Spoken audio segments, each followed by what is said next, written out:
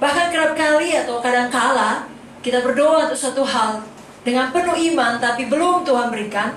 Percayalah bahwasanya waktu Tuhan adalah waktu yang terbaik. Amen. Saya mau cerita dari Yohanes 11, bagaimana waktu Tuhan adalah waktu yang terbaik. Ini kisah mengenai seorang bernama Lazarus. Alkitab tidak mengatakan dia sudah menikah atau belum. Kita simpulkan saja dia pemuda.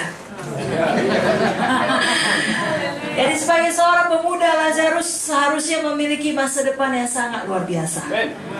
Sayangnya suatu hari dia sakit keras, sampai 2 orang saudarinya sangat prihatin, namanya Marta dan Maria. Lalu berkata kepada Tuhan Yesus, mengirim kabar lah. Pada masa itu belum ada internet.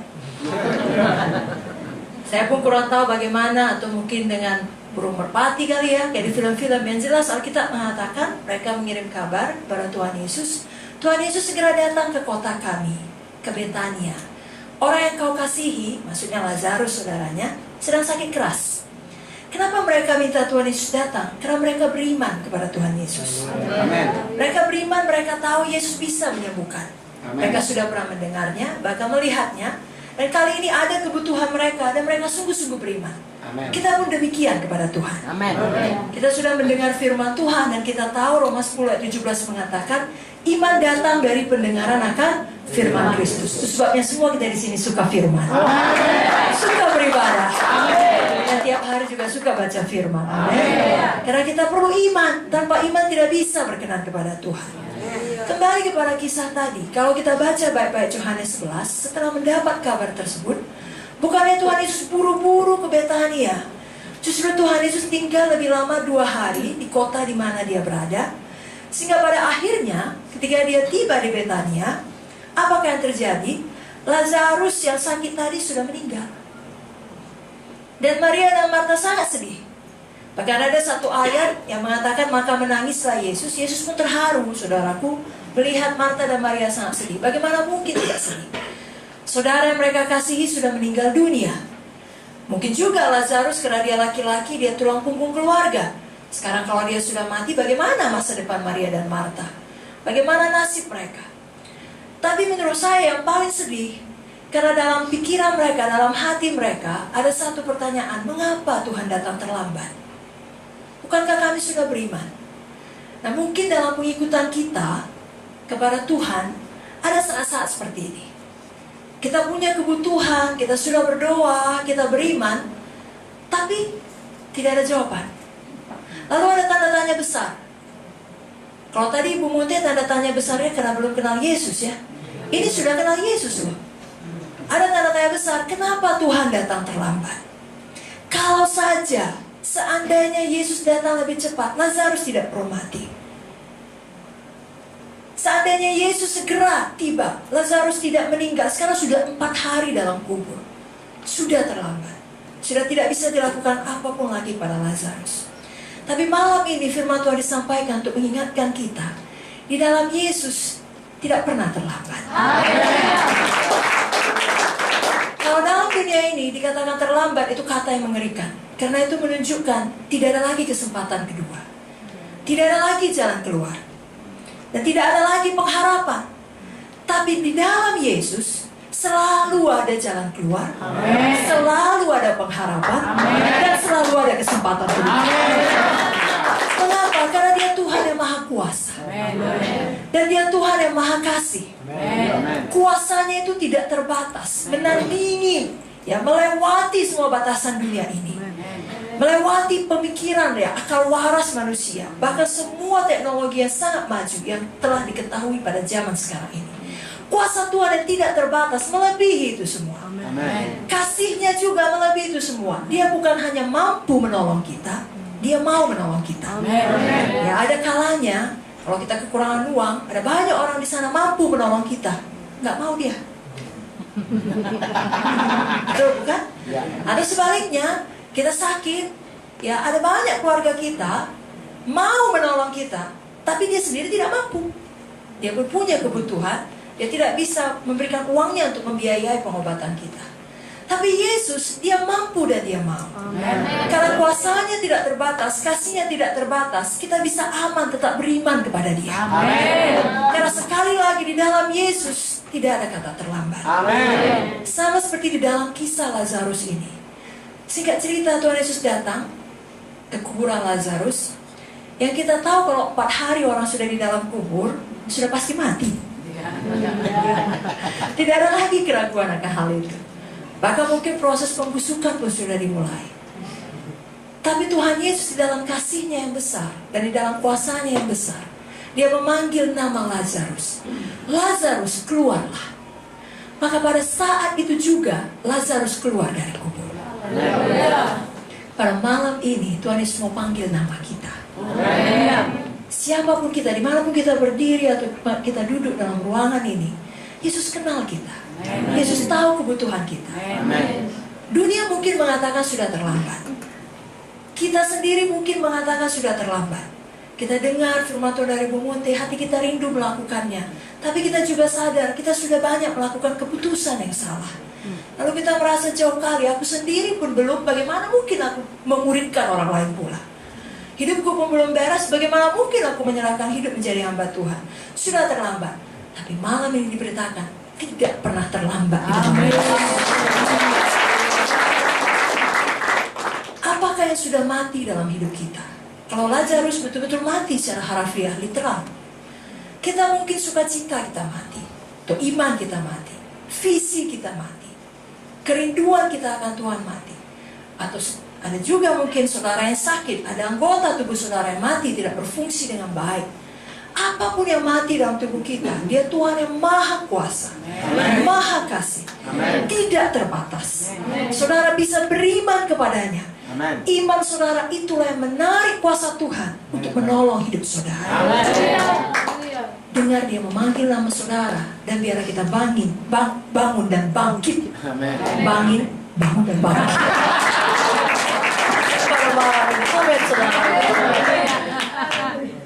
Kerap kali ada orang merasa saya tidak layak beriman ya, atau saudara bimbang karena ada dosa yang terselubung yang tidak diakui kepada Tuhan. Ini seperti kemarin hari pun demikian. Kalau saudara mau, saudara semua menyerahkan diri jadi hamba Tuhan. Nanti kok dapat teh manis juga.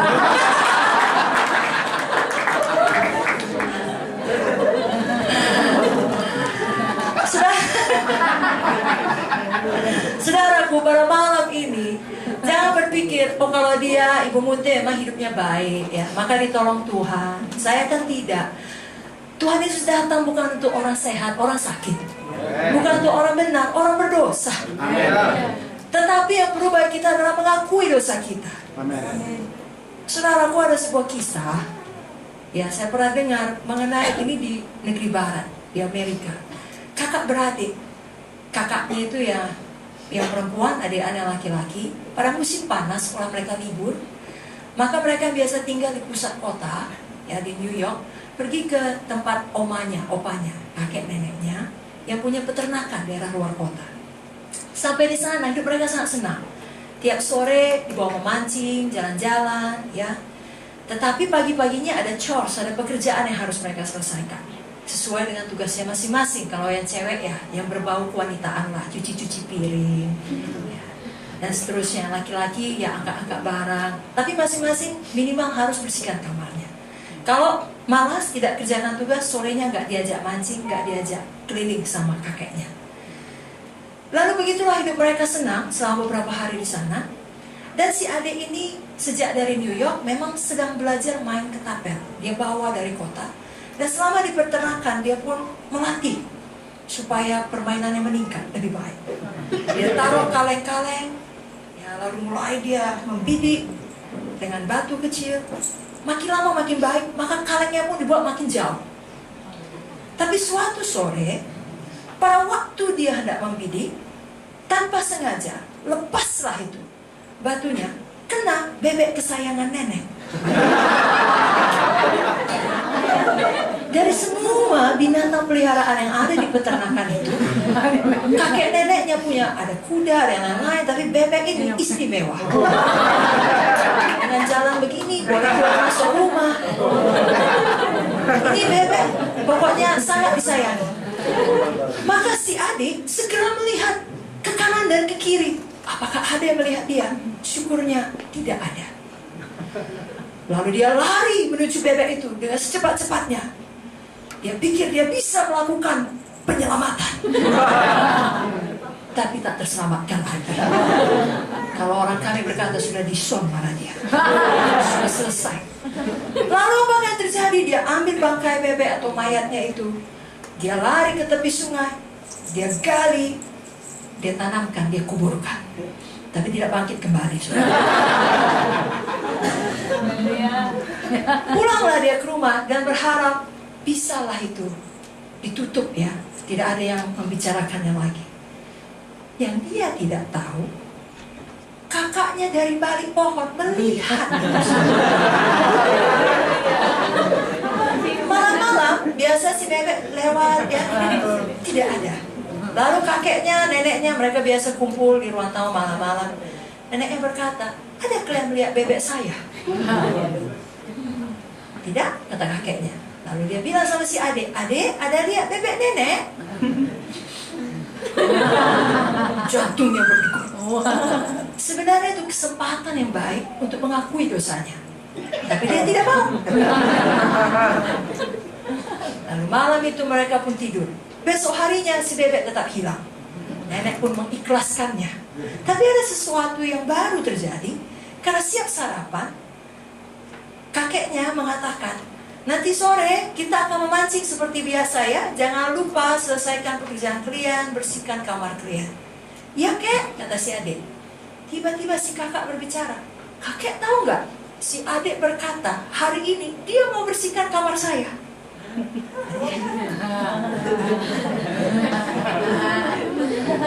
Enggak, kata adik. Iya, kamu bilang. Terus dari balik punggung kakeknya, si kakak berkata pada adik, bebek. Kaget. Iya, saya mau bersihkan kamar. Maka hari itu pun berlalu. Tapi besok harinya terulang lagi. Kenapa kamu tidak cuci piring kakak? Kata nenek. Oh, adik yang nyuci katanya hari ini. Enggak. Maka tiap hari si kakak pun memerah si adik. Cukup dengan satu bisikan. Lewat seminggu, adik tak tahan lagi. Apalagi pada suatu hari, pada waktu kakek berkata, hari ini selain daripada kita memancing, kakek mau bawa kalian, ada karnival datang. Nanti di sana ada banyak permainan, bahkan ada sirkus. Tapi kakaknya berkata, adik katanya nggak kepengen kek. Adik hari ini janji bersihkan rumah dari atas sampai bawah. Dia mau kilatkan semua jendela dan semua lantai. Betul dek, kata kakek neneknya. Betul. Tapi kali ini nenek pun gak tinggal di rumah. Nenek pun mau ikut karnival. Nanti adik sendirian. Gak apa-apa, saya suka kalian sekarang. Lalu pergilah mereka, tinggalkan adik sendirian. Dia pikir dia sendirian, tapi sebenarnya neneknya tidak sampai hati. Neneknya tinggal. Tapi karena dia pikir dia sendirian, mulailah dia menjerit kuat-kuat. Tidak tahan lagi, dikeluarkannya semua. Mengganjal di hatinya. Neneknya pun datang. Dia kaget ada neneknya. Tapi kemudian dia memutuskan, inilah saatnya untuk mengakui dosanya. Maka dia katakan kepada nenek-nenek, itu bebek yang hilang, bukan melarikan diri. Saya yang membunuhnya, tapi saya tidak sengaja. Dia beritahukanlah dari awal seluruh kejadian itu. Dan tentunya dia tidak lupa mengatakan, dan selama ini kakak memeras saya. Adalah kakak yang memaksa saya melakukan semua ini dengan perkataan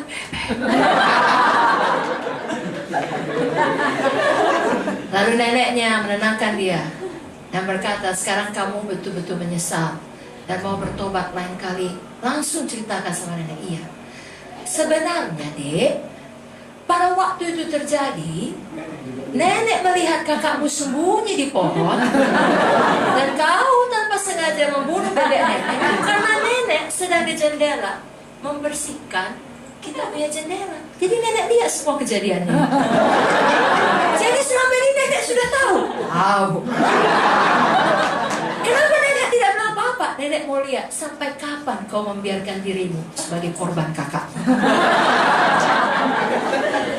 Saudara yang kekasih, semua hidup kita Tuhan tahu. Amin. Termasuk dosa-dosa kita yang tersembunyi. Tapi kalau kita tidak mengakuinya pada Tuhan, maka setan selalu punya kesempatan bilang, bebek. Saudara mau beriman untuk satu hal, ya, pekerjaan yang baik kah, atau kesembuhan saudara, setan bilang, kau nggak layak, bebek. Karena ada dosa yang belum diakui. Pada malam ini, Tuhan sudah tahu itu. Mengakuinya hanyalah membebaskan kita. Dan Tuhan Yesus setia. Tiap kali kita mengaku dosa kita, darahnya siap sedia untuk membasuh.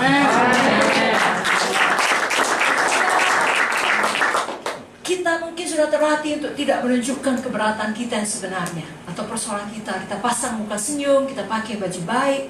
Kalau di gereja pemimpin pujian mengatakan lompat, kita ikut lompat. Tapi jauh dalam hati kita yang terdalam, mungkin ada ikatan kita, ada kebiasaan-kebiasaan buruk yang belum dibebaskan. Malam ini jangan lagi pulang dengan itu semua. Akui dengan jujur di hadapan Tuhan kesedihan kita, kekhawatiran kita, kejahatan kita, dosa kita, pemikiran kita yang salah, atau tindakan-tindakan kita yang salah. Akui di hadapan Tuhan.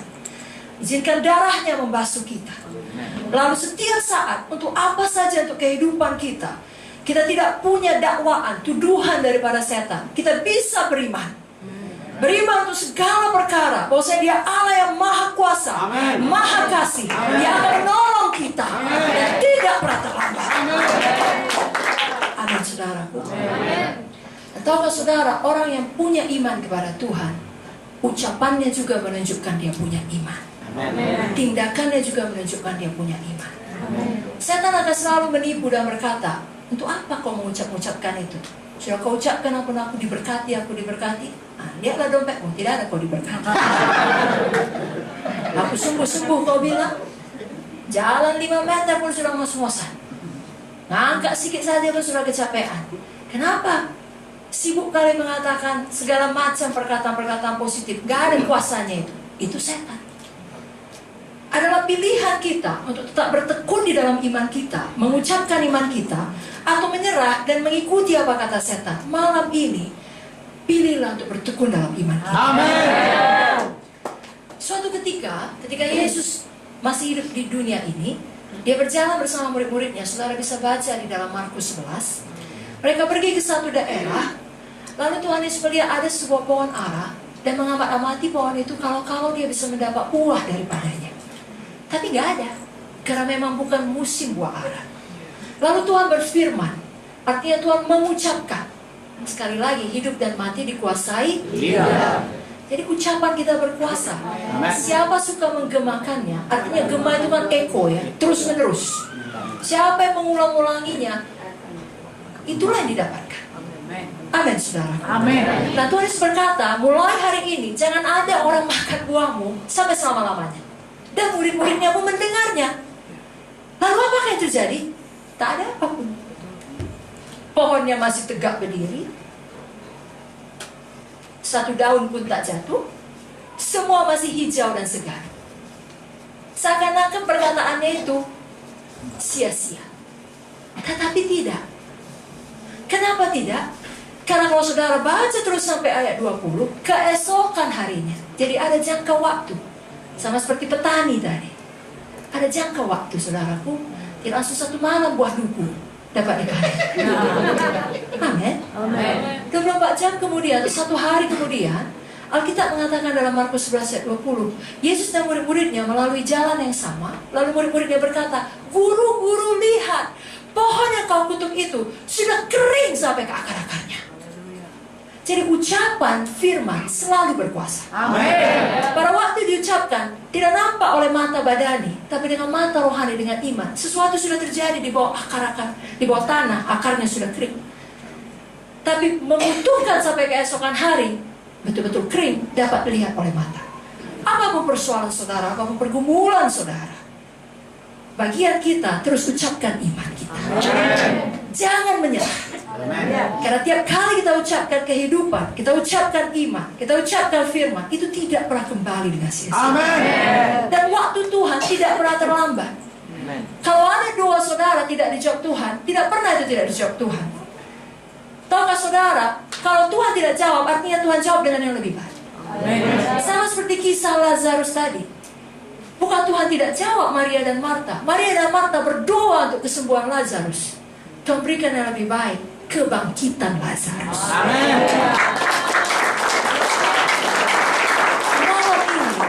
yakinlah, percayalah, berimanlah kepada kasih-Nya yang tidak terbatas. Kepada kuasa-Nya yang tidak terbatas. Berapa lama pun jangka waktunya, jangan pernah menyerah. Saya lihat pada malam ini ada banyak anak-anak muda hadir ya, yang merasa diri masih muda, katakan amin. Terima kasih bapak-bapak, ibu-ibu masih muda. Bagus sekali. Haleluya. Ibu Muti paling kuat amennya. 77 tahun. Ada seorang pemuda dalam Alkitab namanya Yusuf. Dia juga diberikan Tuhan mimpi yang besar. Kalau pada zaman sekarang ini kita punya visi yang besar. Tetapi tidak langsung sampai kepada mimpinya. Namun dia tidak menyerah. Saudara juga jangan pernah menyerah dalam beriman pada Tuhan. Yusuf mengalami banyak bentukan, banyak proses. Kalau boleh saya katakan banyak ujian. Baru akhirnya sampai kepada panggilan Tuhan yang besar itu. Saudara juga dalam mengikut Tuhan, jangan berpikir kita anak-anak Tuhan, apalagi kita ini kebal masalah. Gak ada kita kebal apapun. Apa yang dialami orang dunia, kita alami juga. Mereka bisa menangis, kita pun bisa menangis.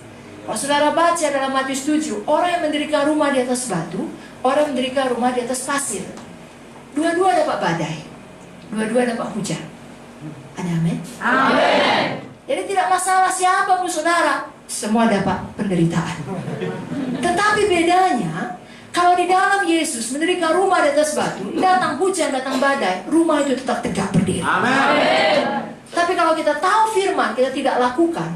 Malam ini sepertinya misalnya kita dengar firman, tapi kita biarkan saja terbuang, hati kita keras. Maka itu mendirikan rumah di atas pasir, tidak ada gunanya. Datang pencobaan, datang badai, kehidupan ini, maka rumah itu roboh dan hebatlah kerusakannya. Kita tidak mau seperti itu. Kita mau seperti Yusuf sampai pada panggilan Tuhan.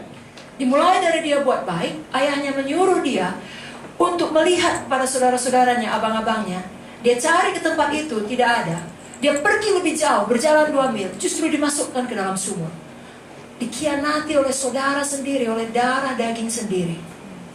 Memang fitnah lebih kejam dari fitness.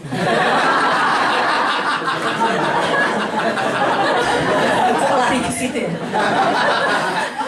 Saudaraku, saudara sendiri mengkhianati itu lebih sakit daripada teman mengkhianati. Itulah yang dialami Yusuf. Bukan karena dia jahat, justru karena dia baik.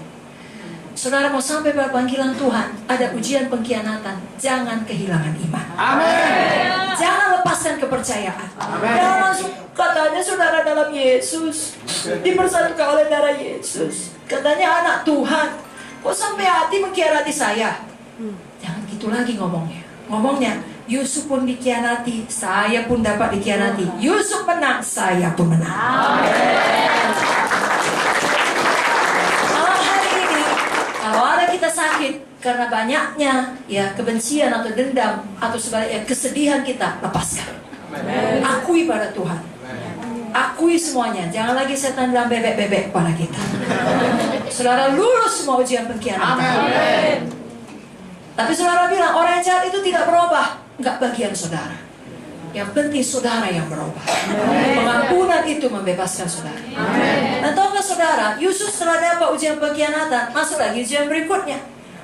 Kerap kali hidup ini begitu bukan? Kita pikir sudah bernapas lega, datang lagi yang berikutnya. Dan kali ini ada seorang perempuan menggoda Yusuf. Ya, Mama Poti menggodanya. Ini gini dia. Kelilipan. Mas Yusuf, ya. Serut. Tapi Yusuf berkata tidak. Dan karena Yusuf lulus ujian kekudusan, lulus ujian integritas, maka dia diangkat Potifar. Amin. Penjara. Masuk penjara. Pernahkah kita seperti itu? Sudah kita yang tidak mencontek, kita yang Tuhan. Mari kita buka satu ayat, Ibrani 10 saudaraku, ayat 38 sampai 39. Ibrani pasalnya yang ke-10. Saudara siap baca sama-sama dengan suara yang kuat? Amin. Ibrani 10 ayat 38 sampai 39. 1, 2, 3 ya. Tetapi orang yang benar akan hidup oleh iman, dan apabila ia mengundurkan diri, maka aku tidak akan menang padanya. Tetapi kita bukanlah orang-orang yang mengundurkan diri dan binasa, tetapi orang-orang yang percaya akan beroleh hidup. Mari kita baca seperti ini. Tapi saya yang benar akan hidup oleh iman, dan apabila saya mengundurkan diri, maka Tuhan tidak berkenan kepada saya. Tapi saya bukanlah orang yang mengundurkan diri dan binasa, tapi orang yang percaya dan yang beroleh hidup. Amin. Siap kita baca bersama. Jadi saya 1, 2, 3 ya. Tetapi saya yang benar akan hidup oleh iman, dan apabila saya mengundurkan diri, maka Tuhan tidak berkenan kepada saya. Tetapi saya bukanlah orang yang mengundurkan diri dan binasa, tetapi orang yang percaya dan yang beroleh hidup. Semua kita bisa melakukannya, bukan dengan kekuatan kita sendiri, dengan Roh Kudus yang ada dalam kita. Amen. Mari kita sambut Ibu Pendeta Victoria, berikan kemuliaan bagi Tuhan Yesus. Haleluya.